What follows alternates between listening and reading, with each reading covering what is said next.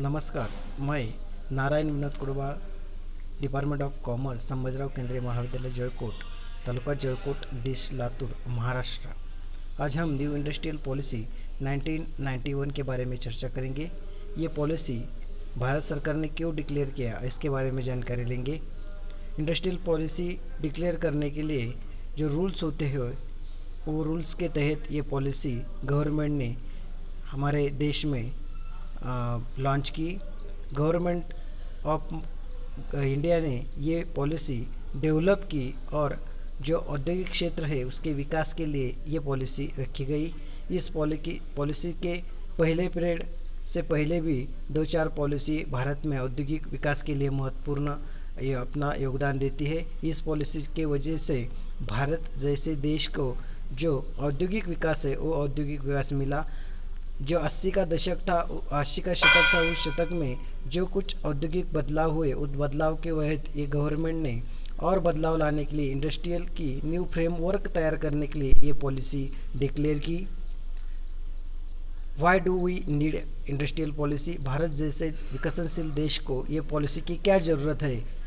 तो ज़रूरत है क्योंकि हाई वेजेस, जिसे हम उच्चतम मजदूरी कहते हैं, उच्चतम प्रोडक्टिविटी, ज़्यादा उत्पादन और high incentive, high investment of Indian economy, भारतीय अर्थव्यवस्था के लिए जो ज़्यादातर भांडवल व्यवस्था है वो व्यवस्था करने के लिए ये पॉलिसी सबसे महत्वपूर्ण योगदान देती है।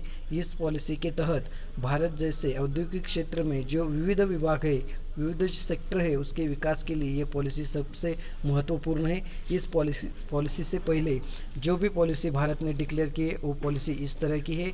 Industrial policy 1948, industrial policy 1956, industrial policy 1973, industrial policy 1977, industrial policy 1980 and the new industrial policy 1991।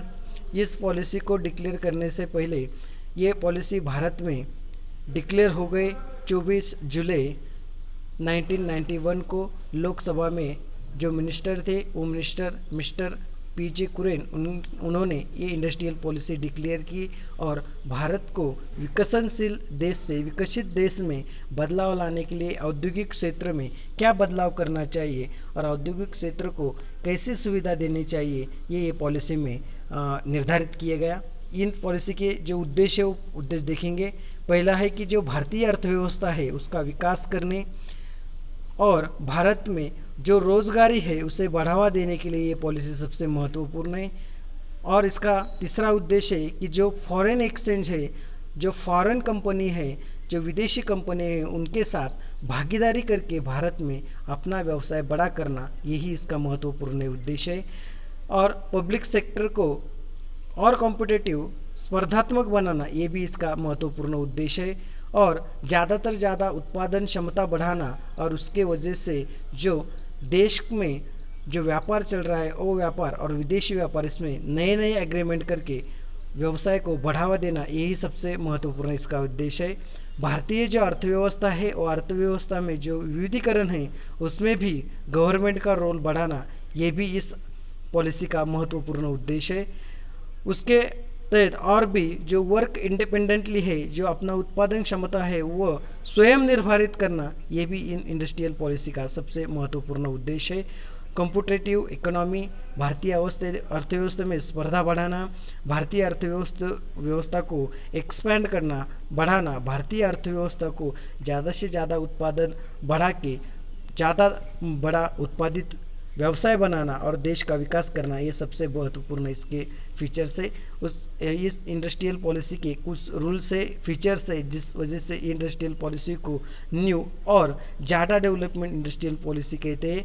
उसमें से पहला है, इस इंडस्ट्रियल पॉलिसी में जो लाइसेंसिंग रूल्स है वो रूल्स में थोड़ा सा चेंज कर दिया। इस पॉलिसी के वजह से जो इंडस्ट्रियल ग्रोथ थे, लाइसेंसिंग पॉलिसी थी, उसमें कुछ बदलाव किए गए, उसमें कुछ चेंजेस किए गए। जो 18 इंडस्ट्रियल पॉलिसी कंपनीज है जो बड़े, जिसे हम देश का सबसे बड़े उद्योग माने जाते हैं, वो जो उद्योग है उसमें से जैसे आर्मिया है, army defence, forest, industrial engagement, जो बड़े से बड़े उत्पादित गुड्स मैन्युफैक्चर करते हैं, उन पॉलिसी के लिए जो लाइसेंसिंग पॉलिसी है वो रखी गई। जो छोटे बिजनेस है, जो लग्जरी बिजनेस है, उसके लिए उसमें बदलाव किए गए।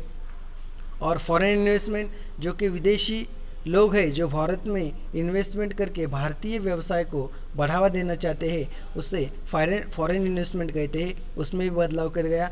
जो निजी कंपनी जो विदेशी है उनमें भारत में आके अपना बिजनेस किया तो उसमें 51% जो फॉरेन इन्वेस्टमेंट है उसको परमिशन दे दी गए, जिससे 40% जो लिमिटेड जी पहले के पॉलिसी में था उसमें बदलाव करके जो एफडीआई का जो हिस्सा है उसे बढ़ा दिया, कैपिटल बढ़ाने का इसमें प्रावधान किया गया।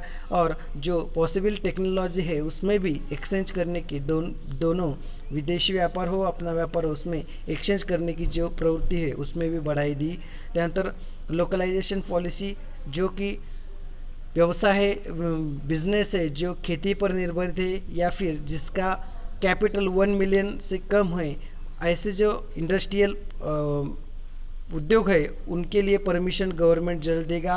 इंडस्ट्रियल पॉलिसी को जो रिक्वायर होगा वो प्रोसेस में जल्द से जल्द इस पॉलिसी में मिल जाएगा। 1 मिलियन और उससे ज़्यादा जो पोल्यूशन फ्री कंपनी है उसके लिए जो लाइसेंस पॉलिसी है, जो पोल्यूशन जिस फैक्ट्री से पोल्यूशन होता है वो फैक्ट्री जो लोकल एरिया है जहाँ पर रेसिडेंसी है उस एरिया से 25 किलोमीटर डिस्टेंस उसमें होगा और उसको परमिशन मिल जाएगी।